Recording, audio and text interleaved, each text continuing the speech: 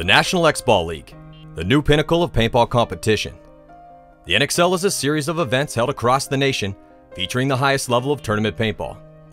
Paintball has evolved since its origins in the early 80s, where competition was held primarily in the woods, to modern-day inflatable arenas that debuted in the late 90s.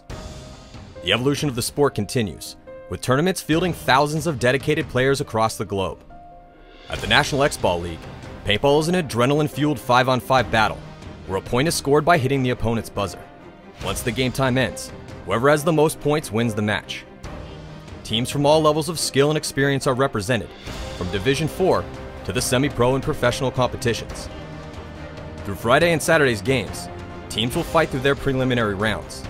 Sunday, however, is reserved for the best of the best, a stage set for only the premier teams, where history is made, dreams live or die, and champions are born. Follow the NXL Web Series as we bring you the highlights from the tour, from up-and-coming young divisional players to the seasoned professional athletes.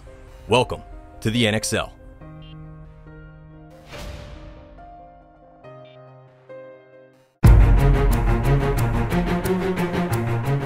Seven days prior to the inaugural NXL event, 6 professional teams from across the country met up in San Antonio, Texas, at X-Factor Paintball Park, where a scrimmage was set to take place. With the introduction of the new NXL format, a dry run was held to make sure teams, referees, and the media team alike were on the same page regarding these new game features. He's running away with all the goodies. Oh, paid, punished. Ah, it hurt. The NXL worked cohesively with the Millennium Series, Europe's largest paintball league, when creating the rules and gameplay to create a more unified paintball format that would be recognized across the globe. For the 2015 season, we got rid of the flag and replaced it with a buzzer. One of these we placed at each end station, and any active player can come down, press it firmly, and wait for the speaker to announce the point has been accepted. With only 5 days remaining until the NXL Great Lakes Open, and a productive weekend of practice in the books, the teams took their newly acquired knowledge of the rules and field layout and headed back home to rest up for the upcoming tournament, only days away.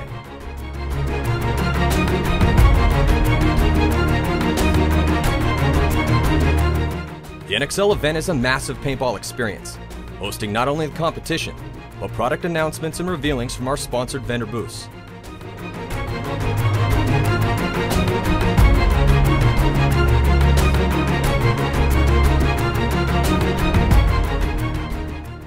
It's Thursday, time for setup and last-minute practice sessions, where teams faced off against one another to dial in the layout and adjust to the new format changes. With this being the first event of the newly introduced Xball League, all the teams felt the pressure was on to make a name for themselves in this new era by taking home the first NXL gold medal.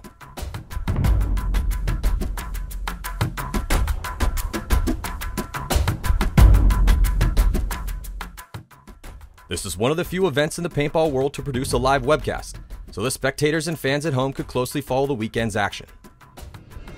What else? What else is going on at NXL that you're excited about?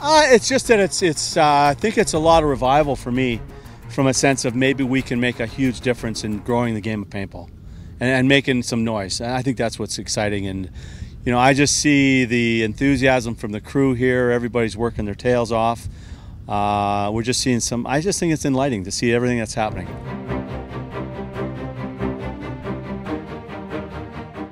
Early Friday, the prelims have arrived, and our divisional coverage was underway with the Outlaws taking on the Cleveland locals, Ohio Power. The Outlaw organization has proven successful with multiple divisional teams and a new pro team. The Outlaws pressured the Ohio Power players by getting wide and maintaining control on the inside of the field.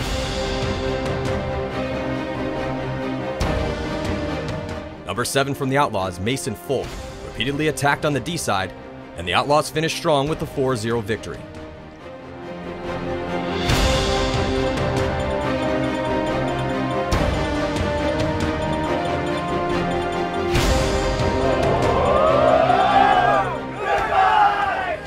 Our next featured match, DZ Allstars 2 against TCP Hate Factory.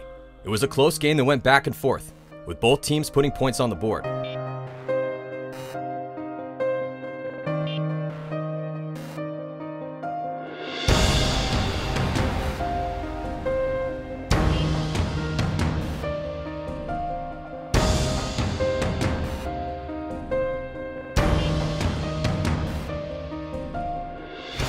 match ended up with an epic move by Wheeler taking out the final DZ All-Star player, but he was unable to secure the win. The match ended in a 2-2 tie.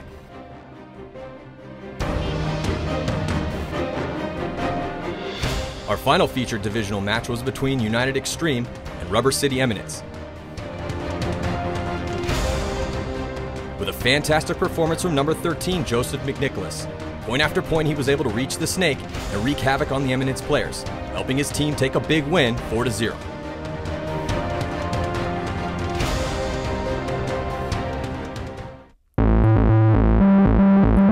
In the semi-pro division, our first featured matchup is Sacramento DMG versus L.I.F.T. The boys on DMG were able to keep L.I.F.T from going wide, thanks to Jacob Stewart and Nicholas Ormrod. It simply wasn't L.I.F.'s day to make it out wide alive, considered a risk we're taking in paintball tactics.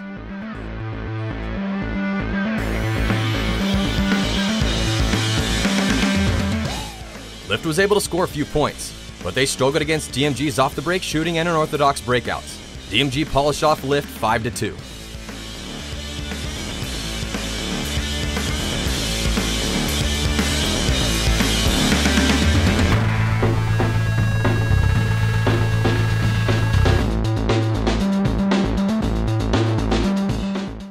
In a coast-to-coast rivalry, LA Collision took on the Charlotte BloodHounds, who were coming off a win earlier in the year. In an interview with veteran James Butts, a former pro, he claimed that off-the-break shooting is a pillar of their game. A bold claim that held true, with a 6-2 defeat of LA Collision. The BloodHounds constantly pressured the wide players and forced Collision to attack up the middle. Unfortunately for Collision, the adjustment came late. The BloodHounds took the win.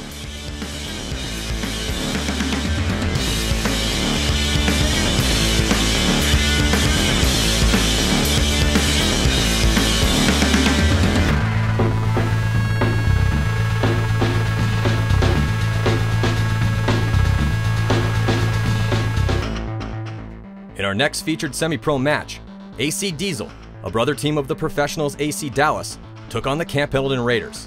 AC Diesel is coached by Greg Pauly, a veteran on the paintball circuit, who has found the secret formula to building a successful program. AC Diesel continued to make minor changes in their breakouts and found continued success with each point. In the last point, AC Diesel dropped the hammer, dishing out a 5-0 defeat to the Raiders.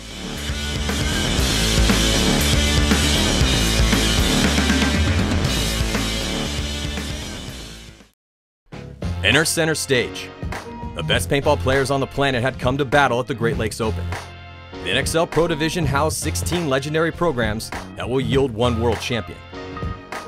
The 2015 series is comprised of 3 events: the Great Lakes Open, the Virginia Beach Open, and the final event of the year, the World Championships. Our first feature pro matchup has 2 of the youngest teams in the pro ranks, Baltimore Revo and Trenton Top Gun Union. This match started with all the cliches of a young paintball franchise. Early penalties plagued their breakouts. Early on that snake side, referee's going to check in on Hardwick, and it looks like he's going to get a penalty right out the gate. A few up the center plays with surprising effects. This game up. Oh, what a shot right there by Michael Smith. Right in the goggles of the back center. Yeah, nice job, Bryson Smith getting it done. And a solid back and forth to take the match to overtime.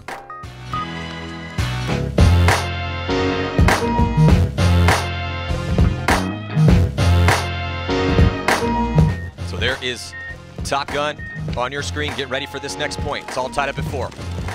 Whipping their guns around, doubling up that back center. Hardwick shooting towards that snake side of the field. Now we're looking at Revo trying to push into that snake. Pushing up, a little bit of the aggressor. And Ian Wilson gets that kill out of the middle. Well, Hartman able to get over here for Revo, really saved this point for them in overtime. So Hartman, and it looks like there's still a player in the 50-yard line. So here you can see on your screen, trying to save the day for his team. It's 3-on-2 right now in favor of Baltimore Revo. Man, Top Gun really had that one there for a second.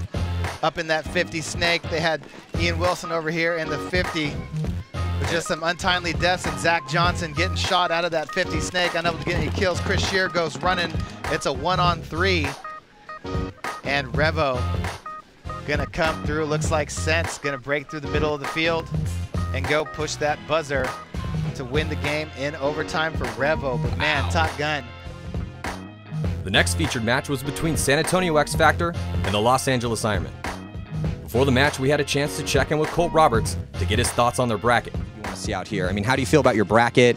And I mean, if you had your wish to pick any team out of a hat, who do you want to come out here and smash this weekend? I want to smash Heat, man. They're at the top of the game. They're winning everything, and they're the guys to beat. And we're just coming out there. I keep hearing this Heat thing. It sounds like, you know, that's the team that you really want. Does that have a little bit to do with the fact that it's Houston Heat? You guys are San Antonio X Factor, and you know, I know you've been kind of knocking Heat a little bit after they first came out because you know you guys are the Texas team, and you have been for years. And Houston Heat's done so well the past couple seasons, maybe stealing a little bit of that thunder. Do you kind of keep a little chip on your shoulder about that? No, not at all. I mean, we might as well call ourselves, you know, Canada X Factor, you know, because none of them are from Texas, so it's just a fraud anyway. Well, I think Ryan Smith's actually from Texas. Is he still living there now? I don't know. I'm not sure. Well, one guy out of 12 doesn't count. Before Colt Roberts would get a chance at Houston Heat, Mike Paxton and the legendary LA Ironmen would be in their way. Hey guys, I am here with Shane Pastana in the Ironman pit. Now you guys have lost a lot of your key players recently, but you still have some good ones. How was team morale coming into this first NXL event? Well, you know, after Dallas, we had a few, you know, Marcelo leaving. It was kind of a kick in the stomach, but you know what? The guys rallied and we've been working hard. It's been a grind. I mean, the last 2 months we've never stopped. We've done double days every weekend. The kids won it, and we want to prove to the world and the paintball community that we're for real. Shane's comments were much more than an empty promise, as the reinvigorated Ironman came out strong, going point for point with the favorite San Antonio X Factor. Yeah. So on the breakout, Billy Bernaccia dig into the snake, Mike Kovar right behind him. The score was a 4-4 tie when X Factor's Billy Bernaccia drew a major penalty. Penalty diving into the snake. Referee gonna pull one. Goes and gets the second one. Kovar gets pulled. Goff gets pulled. So just Jordan and Montemayor right now, but Archie Montemayor did what he does best, define the word clutch by making the snake insert bunker and opening up the window for Derek Jordan to clean house. Archie made his way to the snake, and the Ironmen were forced to concede the point. snake side. Oh, and he gets Cornell slipping in the back center. And Archie Montemayor clearing out the snake side over here, getting all the way to the 50-yard line. And him and Derek Jordan tag teaming different sides of the field, but getting it done. So it did not look good with that penalty. Matty, that's 2 points now this match that the Ironmen have been up 5-on-3 and were unable to close that point out. It's a 4-on-2. You have to win those scenarios every single time, because the time you lose those is the time you lose a 1-point game. Down by 1 and not a lot of time left, so they're going to have to push aggressive, and they do. They send a body up into the center, and Toe Camel, you can see Vitalich by his body language. Todd, he wants to make that move into the snake. Kill. Under a minute, Todd. Under a minute left to go. Chris Cat over here out to the big Dorito. On the Dorito side, Dorito 1. Cornell switches over to the Dorito side, looking for a seam.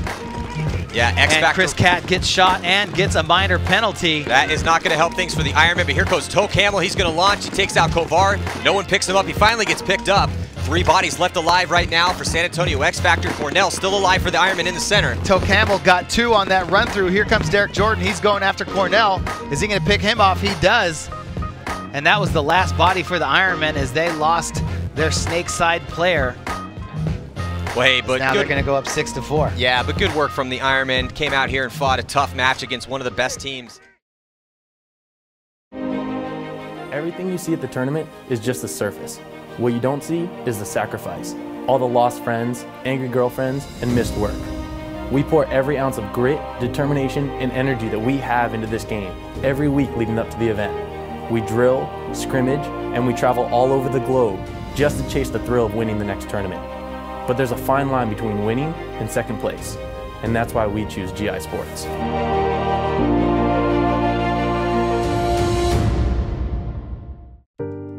The next featured pro match was reigning world champion Edmonton Impact versus Tampa Bay Damage. At the beginning of the 2015 season, Impact picked up 2 new players, Chad Bougier and Keith Brown, who were both key players on the Damage roster. Now on the other side of the barrel, they would face their old teammates for the first time after 5 years with Damage. Lakes Open. So this set coming right now, Tampa Bay Damage and Edmonton Impact. That's another one of the games like we just saw with Houston Heat, San Diego Dynasty, possibly a finals match. Tampa Bay Damage and Impact, 2 highly favored teams here. Damage has won world championships. They've won a lot of events before. And then obviously Impact coming off the best season they've ever had last year. And, you know, again, they're favored in any tournament that they play. It didn't take long for Impact's new additions to make their presence felt, as both Chad Bougere and Keith Brown pressured their former teammates and helped Impact run up the score during the first points of the match. Damage struggled to get position and lost gunfights, letting Impact run up 5 unanswered points. Impact played consistent team paintball and got contributions from their deep roster of stars, like the always aggressive Justin Cornell. Pretty quick. All right. And now here he is coming through the middle, slicing and dicing, switching hands, and getting himself a quick little 3-pack as he comes through the middle, shoots Timmy. I'm not sure if Justin Cornell realized he was going to be able to knife through there so quickly, but what a move by Justin Cornell coming through, getting all 3. Damage was finally able to pull within 2. They finally got their offense rolling and started dishing out some punishment of their own off the break, with some solid play by LP Everett and the Edwards brothers. Impact held on to take the victory 5-3 in a game that wasn't as close as the score would dictate. And Tampa Bay Damage, well, looks like they're going to be getting the loss here unless something miraculous happens right now. Unless they can hit the 3-ball from deep, it's going to be over. Unless they can drop a little Steph Curry action, it's not going to happen. 16 seconds left. Buzzers only count for 1 in this series. As Impact just rolling guns, locking it up. Rabikoff across the field, shooting at all the snake players. Triple snake, triple snake.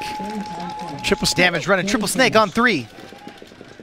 So a dejected Tampa Bay Damage is going to walk off with a loss here against Impact. It was a pretty close game, but I don't know. I don't really think the game was as close as the score would indicate, as Edmonton Impact really was in control of that match the entire time. Impact did. I mean, they played phenomenally to get that lead, though. You know, they were blowing Damage to bits. You know, getting high bodies. You know, then just executing nicely. But you know, the Impact really controlled that game. They're looking really solid. Our final featured match of Friday's prelim action took place between 2 teams looking to reestablish themselves in the pro paintball hierarchy: Chicago Aftershock and Seattle Thunder. Aftershock has been around for over 2 decades, winning many world titles back in the founding years of the sport. They had fallen on hard times in recent seasons, but Aftershock brought back paintball legend Mikey Bruno to revamp the team, and this season they field the best roster in years, with a real chance to win events. How do you feel right this second here heading into the first NXL event? Well, I feel... God's honest truth. Give me the God's honest truth. I feel pretty solid if we can just get through a couple mental things that we have going on, and that's just, you know, the guys working together. I think we're fine. I mean, I got some great players on my team. It's just getting them to gel. And then teams that you want to play, teams you really feel strongly right now, any rivalries building up here for this event, things that have happened in the past. I know you're a man that keeps a lot of hate in his heart sometimes. So be honest with me, who do you want to play out there? Houston Heat wouldn't be bad. Yeah? Yeah, just because it's all American colors. But, you know, I'd love to see, my dream would be to see Infamous in the finals so I could stomp the shit out of them. You know, we owe them. Dynasty I actually look forward to. We don't have a good record against them, but it's only 1 game that counts. So we'll see how that goes. It's always Dynasty and Infamous, mostly. But, yeah, I'm pretty excited for this whole thing. Chris Sosine, Ronnie Dizon, and LJ Woodley have come back to their original pro team to help get Shock back into winning form. They all contributed in the first match, along with team captain AJ Lawhead, as they took on Thunder, a team filled with hungry young players and veterans who have won tournaments in the past. So, again, not looking good for Seattle Thunder, and here comes Chicago Aftershock with Les on the snake side. And Aftershock looking pretty dominant here so far. Thunder just really hasn't had an answer for Shock. Shock looks like they have better game plans. Looks like they're executing those game plans better. Last player left alive for Thunder. And there goes Barga down the center of the field, just chopping up those last 2 players with nowhere to go. Though Map Chim, Mikey Liu, and the rest of the boys from Thunder tried their best to contain Shock, they never really threatened, failing to execute while losing gunfights, and Shock played a controlled game, winning the match in dominant fashion, 7-1. And not making very many mistakes here against Thunder.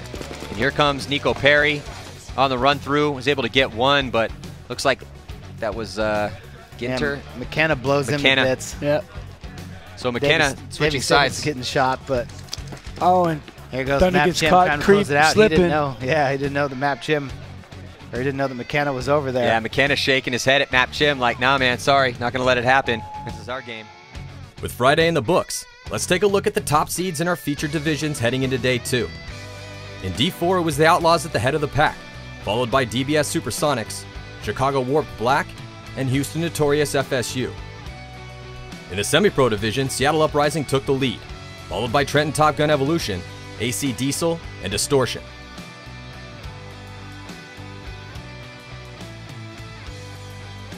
And in the pro ranks, it was Edmonton Impact sitting in first, followed by Los Angeles Infamous, Houston Heat, and San Antonio X Factor.